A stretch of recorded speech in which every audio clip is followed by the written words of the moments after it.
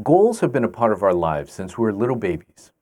Our pediatricians would provide us with growth and behavioral milestones to track our development. Elementary schools would give us guidelines as to what abilities or skills we should have at different grade levels. In high schools and universities, how well goals were met were measured with grades, which would determine whether we could advance to higher levels. Although many of our early goals revolved around education, all areas of our lives have goals to achieve. It could be health, career, hobbies, finances, or even personal development. Having goals is an important part of successful achievement. There's no doubt about that. A particular aspect of creating goals that's often overlooked is to keep them realistic.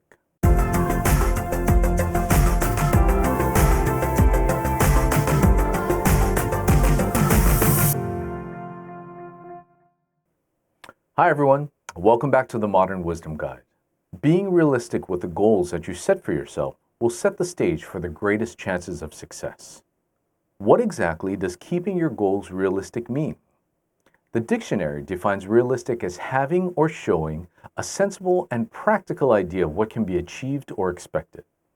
For example, if you've never exercised before and then you say, tomorrow I'm going to do 100,000 sit-ups, this is simply not realistic. It would be more realistic to say, after acknowledging that you've never exercised before, that you're going to do 3 sets of 5 repetitions of getting up from sitting in a chair. Being realistic means that you acknowledge your current state, you're aware of the resources in your environment available to you, and you acknowledge your own skill sets and capabilities. If there's an opportunity to translate Japanese to English for a program from Japan, and you don't speak any Japanese at all, then it would be unrealistic for you to say that you could be successful at this opportunity. Another example might be purchasing $1 million home. What would your plan be for that? If you don't have a job, no savings, no experience in real estate, and you say, it's easy, just make $1 million first, then buy the house. This is not being realistic. It would be more realistic to say, you're going to get your real estate license, learn the market by representing clients and buying or selling houses under the mentorship of a real estate broker, and then saving your commissions to put a down payment on a home with a mortgage you could afford monthly payments on. You see, no one is telling you not to have lofty and ambitious goals. As a matter of fact, it's great to have lofty and ambitious goals. Just set yourself up for success by setting realistic goals for yourself to achieve until you've created an environment in which your ability and resources available to you make your lofty goals a true possibility. One of the most deliberate acts to achieve something is writing down your goal. Writing your goals on paper is the first step to transforming it from a thought into something tangible. You're manifesting it into reality. A Dominican University of California study conducted by Gail Matthews, which we'll post a link to below, demonstrated that people who have written down their goals accomplish significantly more than those who don't.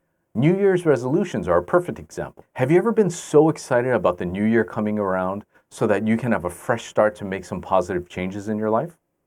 We've all been there, saying to ourselves, I'm going to get into the best shape of my life this year, or I'm going to stop eating fast food cold turkey.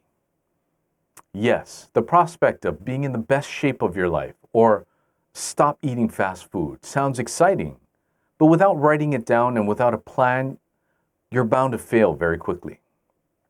As a matter of fact, only 46% of people who actually set a resolution and write it down are still successful after 6 months. Merely 4% of people who had similar goals but didn't set resolutions and didn't write them down were successful after 6 months.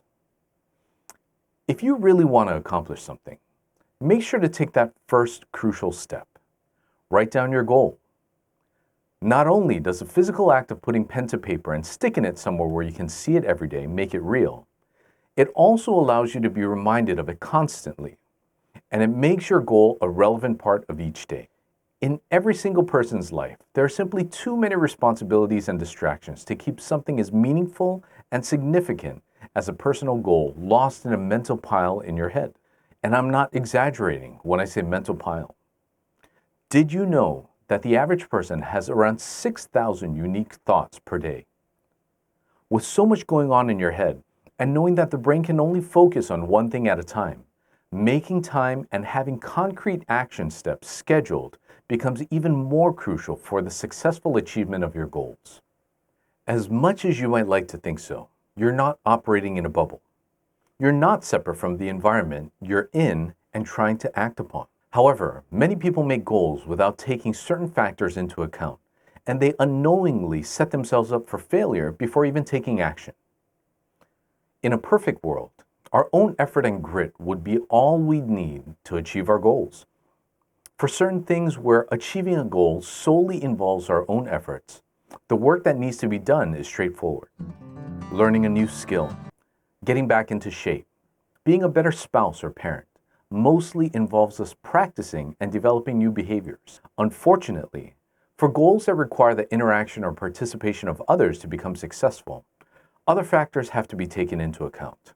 For example, if you were looking to start a business, do you have the money and time to commit to getting started and getting it off the ground? Do you have the right knowledge set to accomplish what you need to do? Is your geographic location suitable for what you want to achieve? Is what you want to do legal? Let's say you are in a particular state that has not allowed legal recreational use of marijuana, but you hear how lucrative this business could be. If your goal is to start a marijuana growing business, trying to establish it in your home state wouldn't be realistic because of legal barriers. But then you decide to relocate to Colorado, where recreational marijuana use and starting a grow business is legal. Now the question is, do you have the knowledge to set up a grow operation? If not, who will you partner with to help you obtain and nourish your strains? Who will be your clients? And do you have the avenues of transportation to transport your harvest to where it needs to go? You would also need to think about potential outside threats to you accomplishing your goal. How are your competitors? Do you have enough of a differentiation to bring value to your clients in a way that your competitors can't? As you can see, depending on what your goal is, you would have to have an honest assessment of your environment and what factors you're dealing with so that you can successfully achieve your goal. There are a lot of things to consider. What is important to remember is your intention and objective. All of this planning and consideration is for the purpose of taking action. I'll say it again.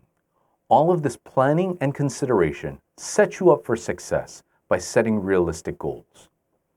In our video on being action-oriented, we discuss one of the main indicators that result in inaction, which is analysis paralysis. There's a crucial difference in considering factors to set realistic goals and analysis paralysis. In considering factors to set realistic goals, the intention and eventual outcome is to take action and move forward. In analysis paralysis, considering all these factors forms the basis for not taking action. These two processes are approaching the same set of facts and factors with two different contexts. In goal setting, the context is being solution-oriented and having a realistic view of what it will take to accomplish a goal. Subsequently, appropriate actions can be taken. In analysis paralysis, the context is being a deer in headlights, overwhelmed by all the considerations and staying stuck, paralyzed by all the things to consider. In one, your focus is on success through considerate action, while in the other, your focus is on feeling overwhelmed and failure by default from inaction. Examining these two contexts lead us to the most important factor in determining the outcomes of setting realistic goals. The most important factor is, of course, you. You could have the right context and intention to take action towards accomplishing your goals. You may have an accurate assessment of the environment, people, culture, and every other factor that is worth considering, and you've set realistic goals based on your assessment. You've looked at everything outside, but have you looked inside and made an honest assessment of your own abilities? There's a phenomenon called the planning fallacy phenomenon. First proposed in 1979 by Daniel Kahneman and Amos Tversky. The planning fallacy phenomenon is the tendency to underestimate the amount of time needed to complete a future task, due in part to the reliance on overly optimistic performance scenarios. In other words, do you think that you're more accurate, skilled, and capable than you truly are, and you assume everything will go as planned without a hitch? You already know, based on prior experience, nothing ever goes perfectly the way you planned. As Captain Edward Aloysius Murphy Jr., the American aerospace engineer responsible for the eponymous law, stated, anything that can go wrong will go wrong. To address any setback you might experience from the planning fallacy phenomenon, set realistic deadlines for yourself and add a 25% time to your estimated time. Know your overall goal and prioritize the smaller goals along the way to maximize your efficiency. If at all possible, use history as a guide to help you anticipate what obstacles you might encounter, either from what you've experienced or what competitors or people after the same goal may have experienced. Being realistic with your skills and potential setbacks you may face during the process of achieving your goals is one of the biggest ways to set yourself up for success. Ultimately, there is one aspect about yourself you must be brutally honest with to have truly realistic goals. This specific aspect I'm referring to is your level of commitment. During the many obstacles, trials, and tribulations you'll encounter on the road to success, is how important is it for you to stick it out and push through in spite of all the difficulties? In 1991, John Mayer and Natalie Allen introduced the three-component model of commitment. Although they introduced this model in the context of employees committing to their organization, I believe the principles they introduced do apply to understanding yourself when setting realistic goals. The first principle is effective commitment, where you feel a strong emotional attachment to your organization and the work you do there. The second principle is the continuance commitment, where you weigh the pros and cons of leaving your company or giving up on your goal.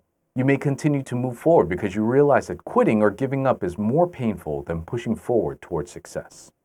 The third principle is normative commitment, where a sense of obligation is keeping you at your job or keeping you pushing forward, even though you're having unpleasant or negative experiences in the process.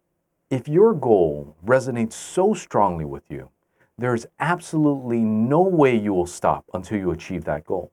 It's important to understand what accomplishing this goal means to you and why it's so important to you. You may have heard the phrase before, know your why. When you understand your why, you'll have a better assessment of your level of commitment. This way, you'll know whether it's worthwhile to keep pushing forward towards success with this realistic goal, or revise your goals so that they have the most meaning or significance to you. Today, we discuss what it means to have realistic goals.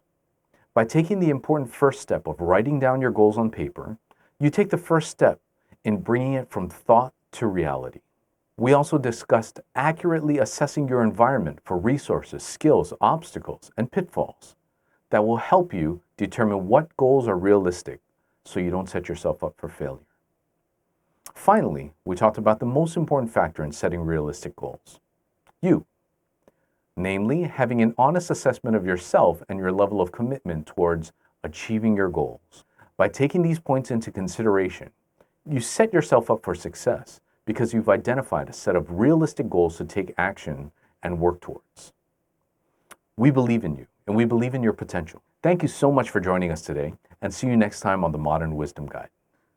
If you're enjoying this content, please subscribe, and be sure to click the bell if you want to be updated every time we upload new content.